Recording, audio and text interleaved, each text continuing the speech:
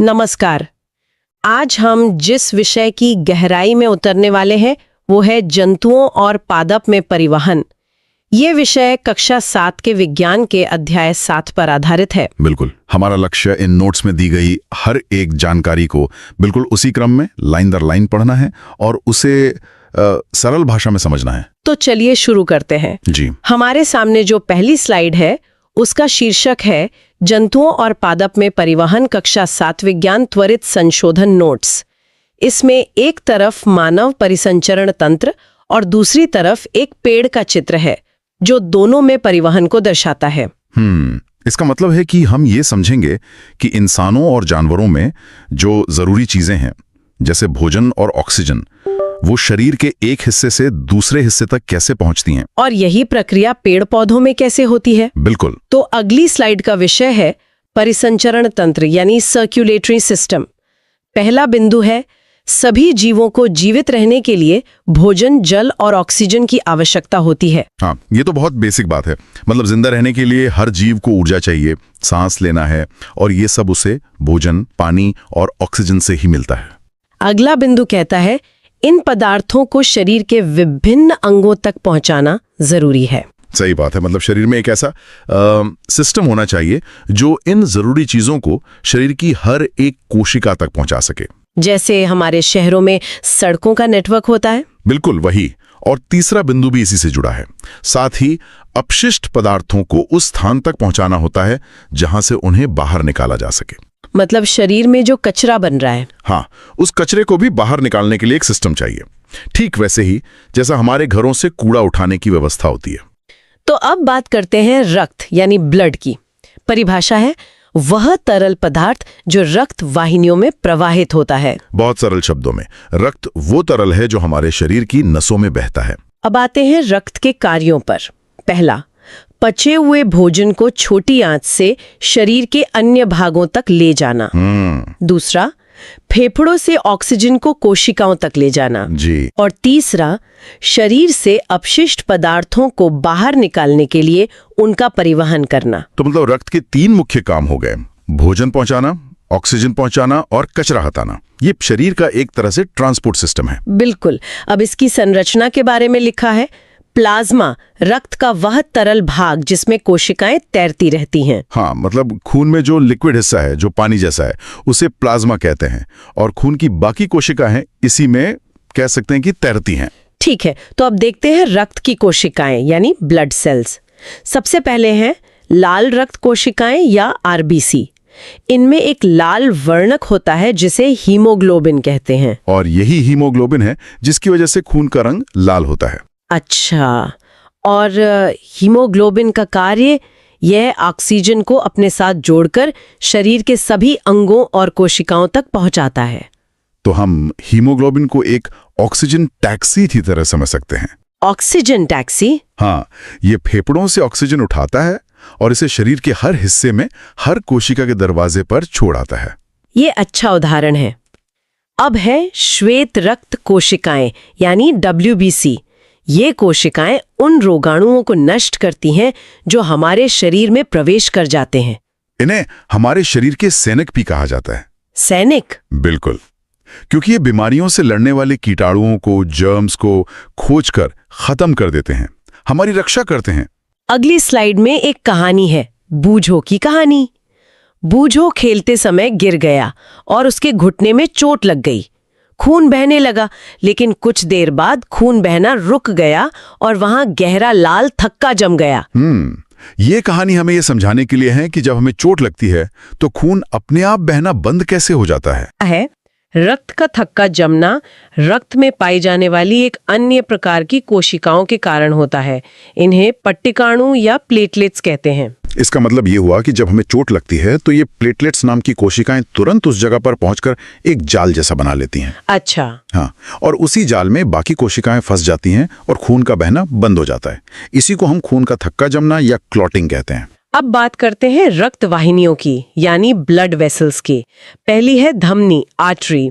इसका कार्य है हृदय से ऑक्सीजन समृद्ध रक्त को शरीर के सभी भागों में ले जाना। मतलब धमनियों का काम है दिल से साफ खून जिसमें ऑक्सीजन हो उसे पूरे शरीर में पहुंचाना। इसकी विशेषता है कि रक्त प्रवाह तेज और अधिक दाब पर होता है और इसकी दीवारें मोटी और प्रत्यास्थ होती हैं। क्योंकि खून सीधे दिल से पंप होकर आता है तो उसका प्रेशर बहुत ज्यादा होता है, इसीलिए इनकी दीवारें मोटी और मजबूत होती हैं ताकि वो उस प्रेशर को झेल सके। वेन कार्य शरीर के सभी भागों से कार्बन डाइऑक्साइड समृद्ध रक्त को वापस हृदय में लाना। तो शिराओं का काम ठीक उल्टा है। ये शरीर से गंदे खून को, जिसमें कार्बन डाइऑक्साइड होती है, वापस दिल तक लाती हैं। और इनकी विशेषता, रक्त प्रवाह कम दाब पर, दीवारें पतली होती हैं और इनमें वाल्व होते हैं जो रक्त को केवल हृदय की ओर बहने देते हैं। हाँ, इनमें खून का दबाव कम होता है, इसलिए दीवारें पतली होती हैं। और वाल्व बहुत जरूरी हैं। वे एक गेट की तरह काम करते हैं ताकि खून गुरुत्वाकर्षण के कारण वापस नीचे की तरफ न बह जाए। अच्छा, लेकिन यहाँ एक अपवाद भी दिया है।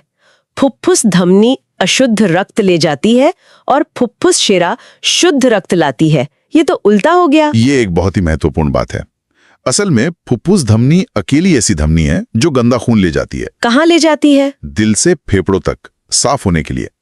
और फुफ्फुस शिरा अकेली ऐसी शिरा है जो साफ खून लाती है, फेफड़ों से वापस दिल तक। ओह अच्छा, अब समझ आया। अगला विषय है नाड़ी स्पंदन या पल्स रेट। परिभाषा है, धमनियों में रक्त प्रवाहित होने के कारण जो धक धक महसूस होती है उसे नाड़ी स्पंदन कहते हैं। जब दिल खून को धमनियों में पंप करता है तो उनमें एक लहर सी बनती है, उसी को हम अपनी कलाई पर महसूस कर सकते हैं।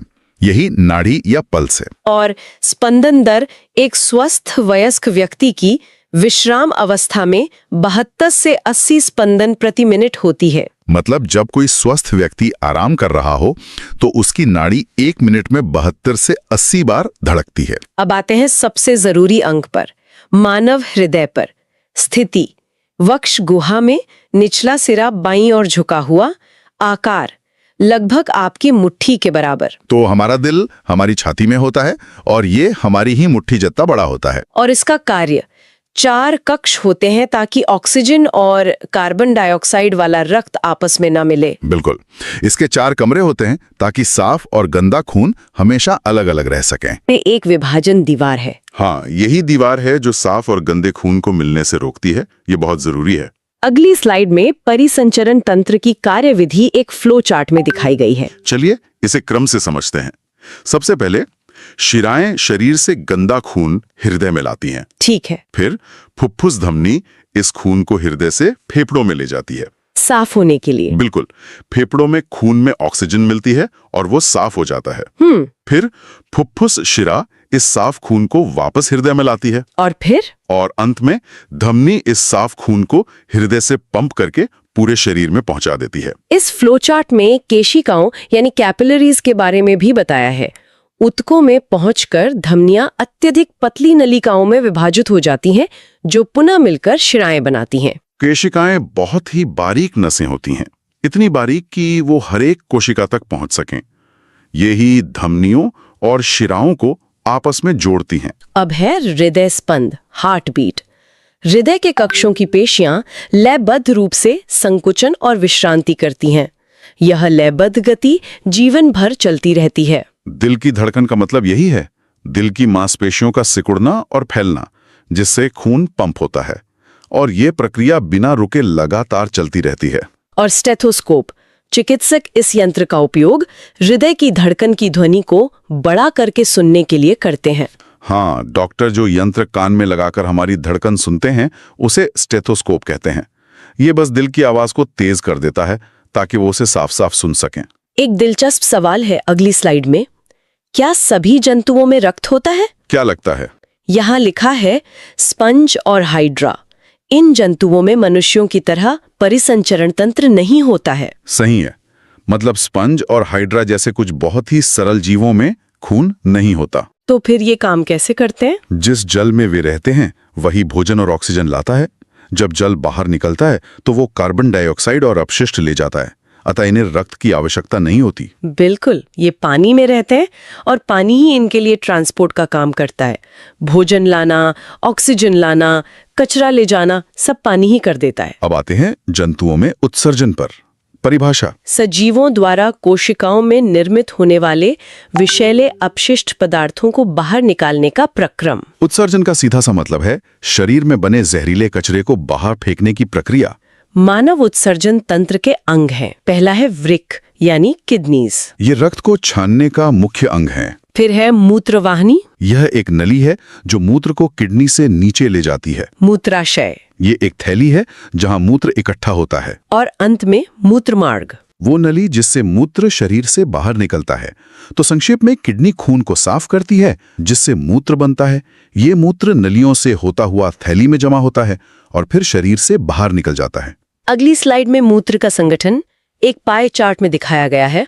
95% जल, 2.5% यूरिया और 2.5% अन्य अपशिष्ट। इसका मतलब है कि हमारे मूत्र में ज्यादातर पानी ही होता है। और अपोहन यानी डायलिसिस के बारे में भी बताया गया है।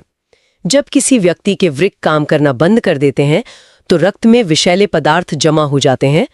कृत्रिम वृक्क द्वारा रक्त को छानकर अपशिष्ट पदार्थों को हटाने की विधि को डायलिसिस कहते हैं। हाँ, अगर किसी की किडनी खराब हो जाए तो एक मशीन की मदद से खून साफ किया जाता है।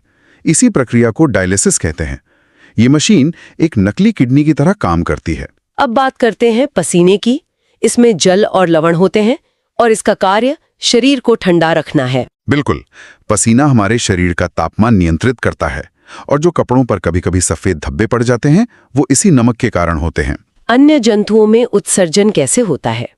मछली में अपशिष्ट है अमोनिया जो जल में घुल जाती है। हाँ, मछली का अपशिष्ट पदार्थ अमोनिया है और क्योंकि वो पानी में ही रहती है तो ये आसानी से पानी में घुल जाता है। और पक्षी या छिपकली, इनका अपशिष्ट है यूरिक अम्ल जो सफेद रंग का अर्धघन पदार्थ होता है। बिल्कुल, पक्षियों और छिपकलियों का अपशिष्ट यूरिक एसिड होता है। वो गाढ़ा और सफेद होता है। तो अब जानवरों से पौधों की तरफ आते हैं। पादपों में परिवहन, जल और खनिज अवशोषण। पादप अपनी जड़ों द्वारा मृदा से जल और खनिज पोषक तत्वों का अवशोषण करते हैं। मतलब पौधे अपनी जड़ों से मिट्टी में मौजूद पानी और जरूरी पोषक तत्व सोखते हैं। इसमें मूल रोम यानी रूट हेयर्स मदद करते हैं। ये जड़ के सतह क्षेत्रफल को बढ़ा देते हैं ताकि अधिक जल अवशोषित हो सके। जड़ों पर जो बहुत बारीक रेशे होते हैं वो ज्यादा से ज्यादा पानी सोखने में मदद करते हैं। और इस पानी को ऊपर कौन ले जाता है? संवहन ऊतक, जाइलम। पादपों में जल और पोषक तत्वों का परिवहन करता है। इसे याद रखने के लिए एक ट्रिक भी दी है। जाइलम इक्वल्स जल। जाइलम पौधों के अंदर एक तरह की पानी की पाइपलाइन है जो पानी को जड़ों से खींचकर पत्तियों तक पहुंचाता है। इसी को दिखाने के लिए एक क्रियाकलाप है। एक शाकीय पौधे की टहनी को लाल स्याही वाले पानी के गिलास में रखें। इस प्रयोग में हम यही देखेंगे कि पानी तने में ऊपर कैसे चढ़ता है। प्रेक्षण। कुछ समय बाद टहनी और पत्तियों में लाल रंग की धारियां दिखाई देती हैं और टहनी को काटने पर अंदर लाल बिंदु दिखते हैं। इसका मतलब साफ है कि पौधे ने लाल पानी को ऊपर खींच लिया है और ये पानी तने की नलियों मतलब जाइलम से होकर गुजरा है जिससे वे लाल हो गई हैं। तो निष्कर्ष है जल तने में ऊपर की ओर चढ़ता है। हाँ, जाइलम के माध्यम से। अब पानी की बात हो गई तो भोजन की बात करते हैं। स्रोत, पौधे प्रकाश संश्लेषण द्वारा भोजन बनाते हैं। बिल्कुल, पौधों का भोजन उनकी पत्तियों में रसोई में बनता है। और फ्लोएम, ये भोजन को पादप के सभी भागों तक ले जाता है। इसको याद रखने के लिए phloem is equal to food. जैसे जाइलम पानी की पाइपलाइन है वैसे फ्लोएम भोजन की पाइपलाइन है जो पत्तियों में बने भोजन को पौधे के हर हिस्से तक, जड़, तना, फल सब तक पहुंचाता है। तो सारांश हुआ, जाइलम जल ले जाता है और फ्लोएम भोजन। बिल्कुल। एक और बहुत महत्वपूर्ण प्रक्रिया है वाष्पोत्सर्जन यानी ट्रांसपिरेशन। परिभाषा है पत्तियों पर उपस्थित रंध्रों से जल का वाष्प के रूप में बाहर निकलना। इसे हम पौधों का पसीना निकलना भी कह सकते हैं। पत्तियों में जो छोटे छोटे छेद होते हैं उनसे पानी भाप बनकर उड़ता रहता है। इसका महत्व क्या है? पहला है चूषण अभिकर्षण या सक्शन पुल। वाष्पन से एक खिंचाव पैदा होता है जो विशाल वृक्षों में पानी को बहुत अधिक ऊंचाई तक खींचता है। ये एक स्ट्रॉ से जूस पीने जैसा है। जैसे जैसे पानी ऊपर पत्तियों से उड़ता है वो नीचे जड़ों से और पानी को ऊपर की तरफ खींचता चला आता है। एक तरह का वैक्यूम बन जाता है। वाह। और दूसरा महत्व है ठंडक। यह पौधे को ठंडा रखने में भी सहायक है। हाँ, जैसे पसीना हमें ठंडा रखता है, वैसे ही वाष्पोत्सर्जन पौधे को भी ठंडा रखता है, खासकर तेज धूप में। तो अंत में इस अध्याय के कुछ प्रमुख शब्द हैं। चलिए इन्हें एक बार दोहराते हैं। धमनी, साफ खून ले जाने वाली नली। शेरा, गंदा खून लाने वाली नली। रक्त, शरीर का तरल परिवहन माध्यम। हीमोग्लोबिन, ऑक्सीजन ढोने वाला लाल वर्णक। हृदय स्पंद, दिल की धड़कन। उत्सर्जन, शरीर से कचरा निकालना। जाइलम, पौधों में पानी की पाइपलाइन। फ्लोएम पौधों में भोजन की पाइपलाइन। और वाष्पोत्सर्जन। पत्तियों से पानी का भाप बनकर उड़ना। तो आज हमने जंतुओं और पौधों दोनों में परिवहन के जटिल लेकिन